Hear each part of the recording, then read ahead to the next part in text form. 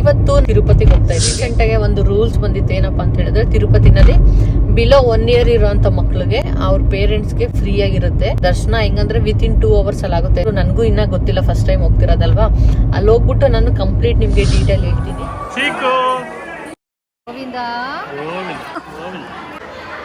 ಹೇಳ್ಬಾರ್ದು, ಜಾಣ ಅಲ್ವಾ. ಮೊಟ್ಟೆ ಬಾಸ್ ದರ್ಶನ ಎಲ್ಲ ಮುಗಿಸ್ಕೊಂಡು ಬಂದು ನಿಮ್ಗೆ ಗೊತ್ತಲ್ಲ ತಿರುಪತಿ ಯಾವಾಗ್ಲೂ ರಶ್ ಇರುತ್ತೆ. ಬಿಲೋ 1 year ಮಕ್ಳಿಗೆ ಸೊ ಫ್ರೀ ದರ್ಶನ ಕೊಡ್ತಾರೆ. ಒಂದು 80% ಅಷ್ಟು ಡೈರೆಕ್ಟ್ ಅಲ್ಲೇ ಹೋಗ್ಬಿಟ್ಟಿರ್ತೀವಿ. ಲೈಕ್ ಯಾವ್ದೇ ಕ್ಯೂ ಇರೋದಿಲ್ಲ. 1 hour ಅಲ್ಲಿ ಮುಗ್ದೋಯ್ತು ದರ್ಶನ. ಸುಪದಮ್ ಕೌಂಟರ್ ಅಂತ, ಅಲ್ಲಿಂದ ಹೋಗ್ಬೇಕು. ಏನ್ ಡಾಕ್ಯುಮೆಂಟ್ಸ್ ಬೇಕಂತ ಹೇಳಿದ್ರೆ ಮಗುದು ಬರ್ತ್ ಸರ್ಟಿಫಿಕೇಟ್ ಬೇಕಾಗುತ್ತೆ, ಡಿಸ್ಚಾರ್ಜ್ ಸಮ್ಮರಿ ಇರುತ್ತಲ್ಲ ಹಾಸ್ಪಿಟಲ್ದು, ಅದು ಕೊಟ್ಟರು ನಡೆಯುತ್ತೆ. ಬಿಟ್ಟು ಅಪ್ಪ ಅಮ್ಮಂದು ಆಧಾರ್ ಕಾರ್ಡ್. ಪ್ರೀ ಬುಕ್ಕಿಂಗ್ ಮಾಡಬೇಕು ಆ ಥರ ಎಲ್ಲ ಏನಿಲ್ಲ. ಮಗು ಇದೆ ಅಂತ ಹೇಳಿ ಫುಲ್ ಒಂದು 5-6 ಜನ ಎಲ್ಲ ಹೋದ್ರೆ ಬಿಡಲ್ಲ. ಇಷ್ಟು ದರ್ಶನ ಡೀಟೇಲ್ಸು. ನಿಮ್ಗೆ ಇನ್ನೂ ಏನಾದರೂ ಡೌಟ್ ಇದ್ರೆ ನನಗೆ ಕಮೆಂಟ್ ಮಾಡಿ ತಿಳಿಸಿ. ಈ ವಿಡಿಯೋ ಎಷ್ಟಾಗಿದ್ರೆ ಇನ್ಫಾರ್ಮೇಟಿವ್ ಅಂತ ಅನ್ಸಿದ್ರೆ ಲೈಕ್ ಮಾಡಿ. ಹೊಸದಾಗಿ ನೋಡ್ತೀನಿ